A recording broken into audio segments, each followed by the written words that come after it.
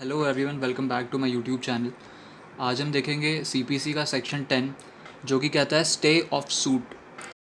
Section 10 कहता है कि कोई भी कोर्ट या कोई भी न्यायालय जो है वो किसी भी ऐसे सूट का ट्रायल नहीं चलाएगा जिसका ट्रायल ऑलरेडी किसी कोर्ट में चल रहा हो या किसी कोर्ट में पेंडिंग हो, भले ही या उसी कोर्ट में पेंडिंग क्यों ना हो। मतलब कोई ऐसा ट्रायल है जो कि ऑलरेडी चल रहा है, पेंडिंग है किसी दूसरी कोर्ट में या उसी कोर्ट में, तो कोई और वही ट्रायल अगर किसी दूसरे कोर्ट वही सूट किसी दूसरे कोर्ट में फ़ाइल किया जाता है तो वो कोर्ट उसका ट्रायल नहीं चलाएगा और उस सूट पे स्टे लगा देगा, यानी उस सूट को रोक देगा। हम एक एग्जांपल के थ्रू इसको समझ लेते हैं। एक पर्सन ए है, उसने पर्सन बी के ख़िलाफ़ किसी ब्रीच ऑफ कॉन्ट्रैक्ट का केस लगाया, सूट लगाया है, और वो एक सिविल कोर्ट में ऑलरेडी चल रहा है और बहुत टाइम से चल रहा है, पेंडिंग है, और उसने सोचा मैं किसी को जाके किसी दूसरे कोर्ट में भी लगा देता हूँ। तो वो गया और उसने उसे दूसरे कोर्ट में same suit same cause of action पे, मतलब एक सेम कॉज ऑफ एक्शन का सूट उसने जाके दोबारा दूसरे कोर्ट में लगा दिया। तो वो जो कोर्ट है वो उसका ट्रायल नहीं चलाएगा, क्योंकि ये जो सूट पे इस पे ऑलरेडी एक ट्रायल किसी दूसरे कोर्ट में चल रहा है।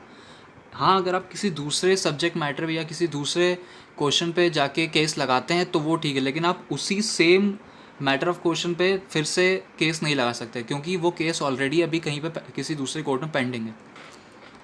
तो ऐसे में वो जो कोर्ट होगा वो उसका ट्रायल नहीं चलाएगा। आपका सूट जो है वो इंस्टीट्यूट हो जाएगा, लेकिन उसके आगे का कोई प्रोसीजर यानी ट्रायल उसके आगे नहीं चलेगा। अब आप ये सोच रहे होंगे कि अगर ट्रायल ही नहीं चलाना है तो फिर सूट इंस्टीट्यूट क्यों किया है? क्योंकि जो दूसरा कोर्ट है जिसमें बाद में सूट इंस्टीट्यूट किया गया है, उसके पास कुछ राइट्स होते हैं। वो उसमें इंटरिम ऑर्डर्स दे सकता है, वो उसमें एक टेम्प्रेरी इंजंक्शन का ऑर्डर दे सकता है, अटैचमेंट का ऑर्डर दे सकता है, अटैचमेंट टू जजमेंट का, या फिर एक रिसीवर अपॉइंट कर सकता है। वो इंटरिम इन चीज़ का इंटरिम ऑर्डर दे सकता है, लेकिन कोई फाइनल ऑर्डर या ट्रायल नहीं चला सकता। और ये प्रोविज़न क्यों है कि मान लीजिए कोई एक व्यक्ति है, उसने एक ही कॉज ऑफ एक्शन पे एक ही सूट दो कोर्ट में लगा दिया, दोनों कोर्ट पे उसका ट्रायल चल रहा है और दोनों कोर्ट ने उसमें ऑर्डर दे दिया, और वो दोनों ऑर्डर आपस में इंटरसेक्ट कर रहे हैं, वो दोनों ऑर्डर्स आपस में टकरा रहे हैं और दोनों ऑर्डर्स अलग अलग, थोड़े मतलब कुछ अलग अलग है, तो अब किसका ऑर्डर माना जाए? तो इसीलिए जिस कोर्ट में पहले वो सूट फाइल हुआ है, सूट अप्लाई हुआ है, वही कोर्ट उसका कॉग्निजेंस ले सकती है और वही कोर्ट उसका ट्रायल चला सकती है। दूसरे कोर्ट कुछ इंटरिम ऑर्डर्स दे सकती है, बट उसमें फाइनल डिसीजन या ट्रायल नहीं चला सकती।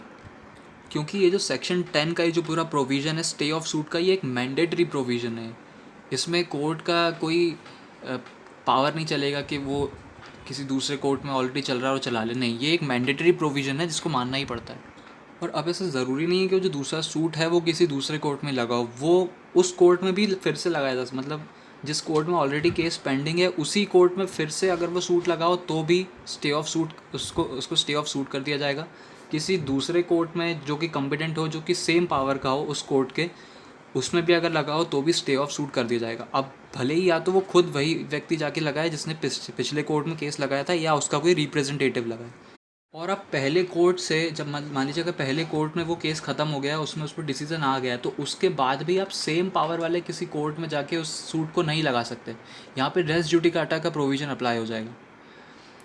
और अब हम बात करते हैं इसी सेक्शन में जो इस प्रोविज़न यानी स्टे ऑफ सूट के प्रोविज़न में जो एक प्रिंसिपल अप्लाई होता है, एक डॉक्ट्राइन अप्लाई होता है, जिसे कहते हैं डॉक्ट्राइन ऑफ रेस सब जुडिस, जिसका सीधा मतलब यही होता है कि अगर कोई